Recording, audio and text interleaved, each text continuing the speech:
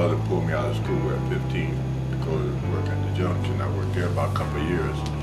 There I accumulated a hernium and everything, and then I had to quit there, and then I was drafted to the service.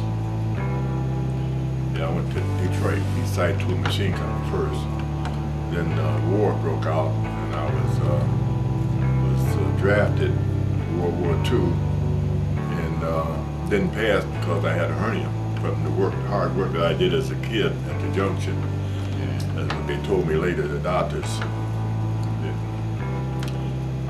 that I was too young for that type of strain work. And that's what caused me with a hernia at that time.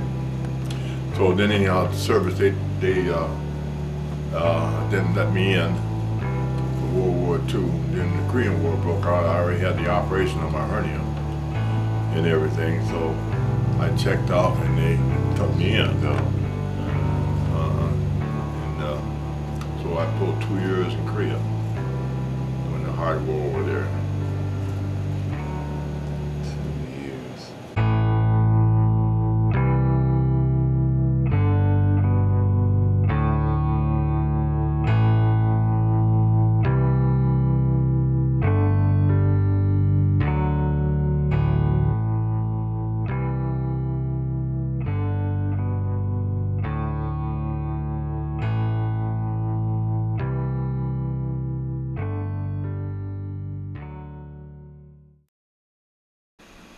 You were how old when you were in? Me? Yeah, 26. 26. Yeah, I went in too old. 26, I 27. was too old. I wasn't supposed to go to that war. Got in trouble, it was, with the, they false arrested me at the shop that I worked at. The policeman came to the shop and had papers that I was to be arrested for back support and for my kids. And I told them they must have me wrong because I've always been ahead in my support, not behind. I'm always ahead in my support. But I couldn't get them to see or to investigate to find out that they got the wrong person. And when I told them they had the wrong person, they made a mockery out of it. Say, yeah, they all say that, and said things like that to me. Yeah, they all say that, but where you going, you know, when I asked them to see for an attorney, no, you don't need no attorney. Where you going? You're going to prison. And that's what they would reply about me. And so I tried to tell them that they had the wrong person and I wasn't behind in my support. Nothing they're saying that they arrested me for was true. And even the personnel manager told them, because they didn't want me to see the warrant. Yeah, that's what it was. The personnel manager didn't want me to see the warrant. Wow. See, and I asked for, you know, let me see the warrant. See the evidence here, yeah. And they wouldn't let me see it, so the personnel manager had to confront them with them showing me the warrant. And then they didn't want to show it to me, but they showed it to him. Then, for a glance, they flashed it in front of me and back in their jacket, like that, and I just seen my name on it, Eugene Thomas. You know, that's when I told them, I said, you guys got the wrong Eugene Thomas now. I said, because I ain't never been behind my support. I said, well, I ain't never been behind my support. It's always been ahead. So they kept saying, you know, they all say that, keep them going to prison and stuff like that. That's what they kept telling me. Even in the car all the way down to the police station, trying to tell them they got the wrong guy. It ain't me. I know I'm not behind in my support. Gets down there and spend 4 days it was. It took 4 days altogether. Because 2 days there, Monday, supposed to had a chance to go to see before the judge, but they didn't let me go. They let the other prisoners go in that jail, but not me. Waited around to Tuesday. See, so that made it 4 days for me, Friday to Tuesday. In jail. That I had to stay in jail for no reason. I got before the judge, and judge asked the question, you know, whereabouts do you, are you Eugene Thomas? I said, that's the only thing I could say yes to. I am Eugene Thomas. Then he said, are you, and you are $750 behind in support? I said, no, sir. I said, no, sir, I'm not a day behind in my support. And then that's when he started messing with the papers in front of him and everything. Then the judge of the friend of court's office, he's looking at the papers here. Him and the judge both looking at the papers now. No, I guess they figured out they got the wrong guy, but the judge kept asking more questions about, you work at Clark Equipment Plant? And I said, no, I never seen inside the place. And then that's when they looked the papers over again, messing with the papers. And I said, now see, they don't realize they got the wrong, for another Eugene Thomas, they got the wrong one, it ain't me.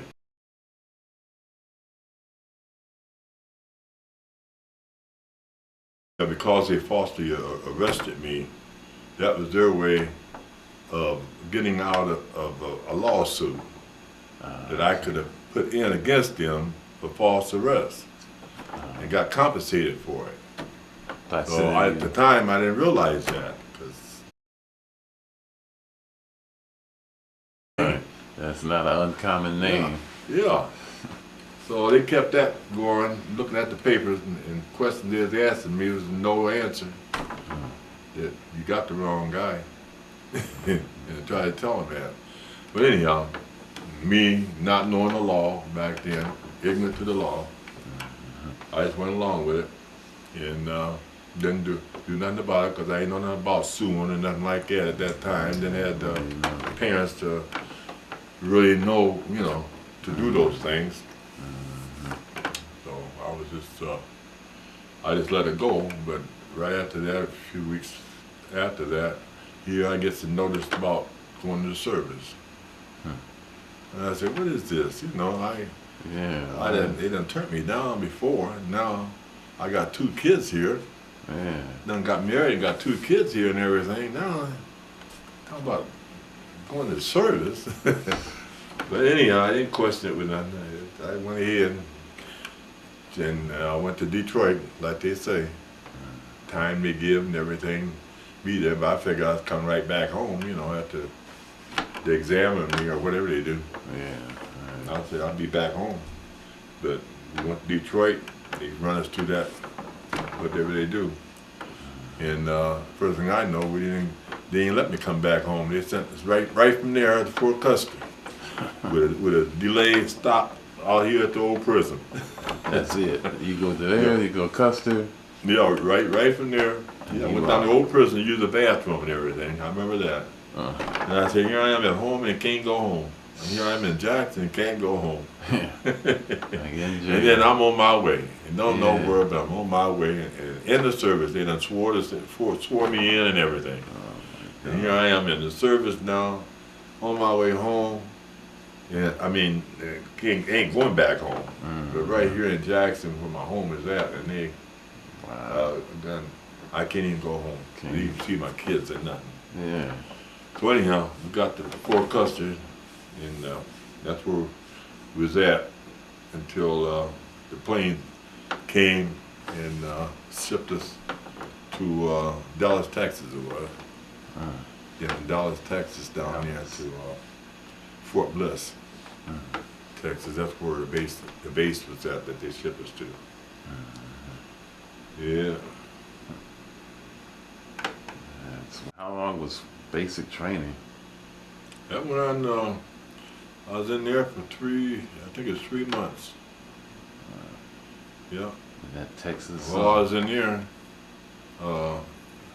Yeah, I was wrongly done in there.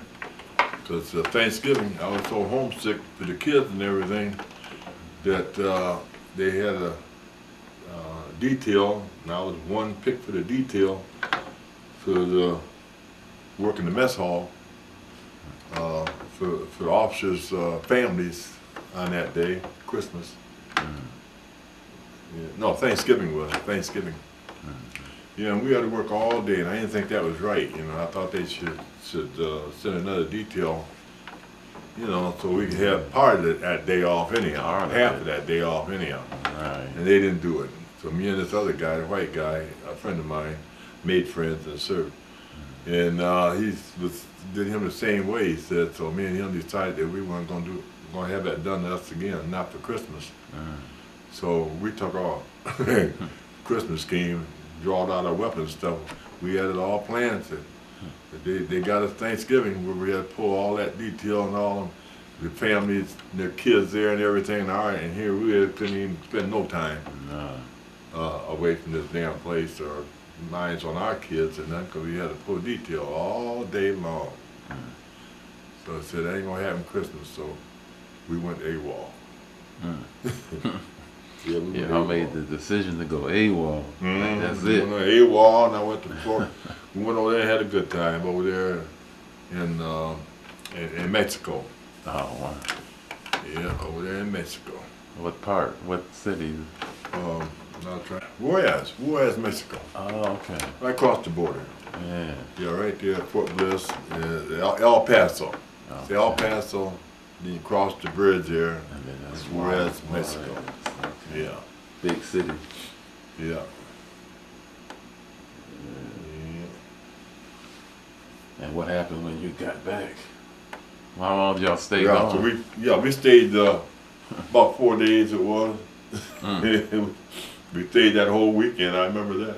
Wow. And next week we came back, and it was when they seen what happened, we told him what happened and everything. He was all sorry about it and everything, you know. But the captain or whoever he was, officer, he checks it out, and he said he was sorry and apologized for it and everything. What happened? Thanksgiving.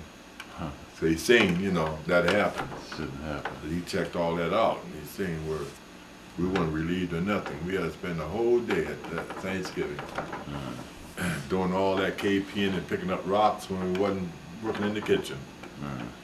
See. Outside. And they said all these soldiers down here, and they should have another detail to take our place so we could enjoy something about memories of our families and stuff back home. Yeah. They didn't give us none of that. Nothing. So then he was all apology for it. He apologized and sorry and everything else, but he said he couldn't race that one day. Something about that one day where he had to send that report in, and he couldn't race.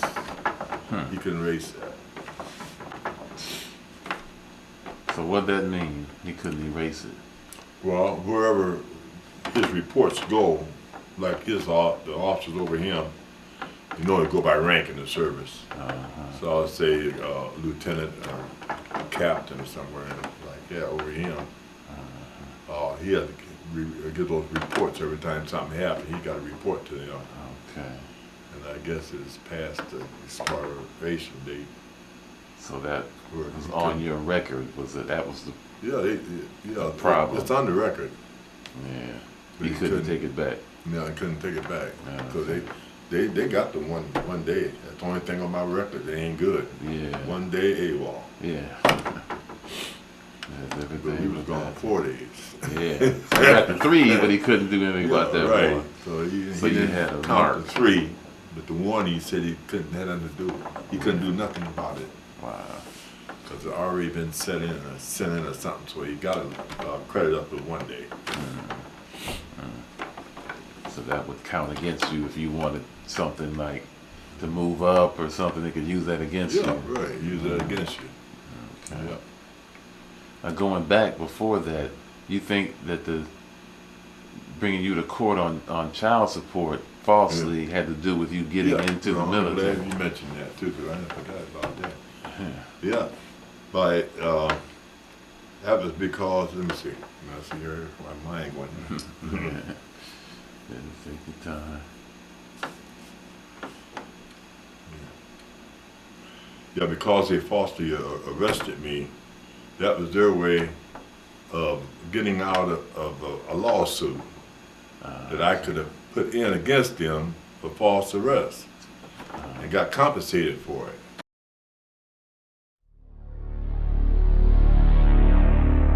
Yeah, I was in combat. Yeah, I seen them wasted. Yeah, I seen the pilots and stuff come in, and some of them made it to the landing strip, others didn't. The planes? That was a tough war over there, and people, a lot of the soldiers' feet was frozen and stuff like that. and shot off, and feet and hands and stuff. Seen a lot of crap over there, too much. What really got me over there in Korea was seeing the kids starving, and the people starving to death, especially the little kids. And so it did something to me seeing that, living amongst that. But,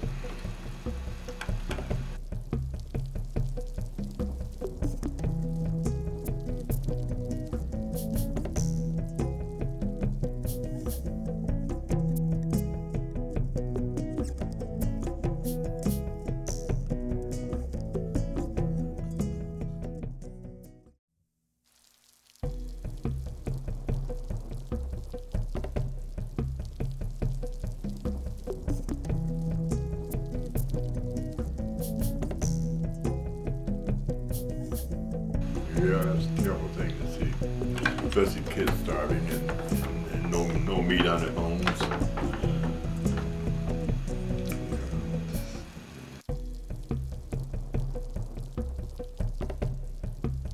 I was in the 76 anti-aircraft artillery, AAA outfit in Korea. We was protectors of the airstrips.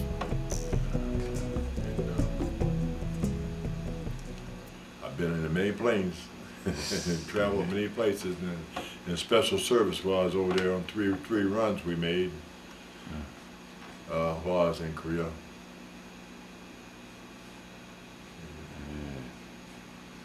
So it's Korea, and you just traveled around the country fighting Korea, but you go any other countries? Yeah, well, it's all secret missions. Been about 2 of them, secret missions, where we weren't told where we was going. We just had to get on these planes, great big planes, and put gears and stuff on it. And then we had to take it off after we got where we was going. But they were never a secret mission. They would never tell us where we was going or nothing. The ship one time was on the ship. Went to an island somewhere. And got weapons and stuff out of a cave, looked like.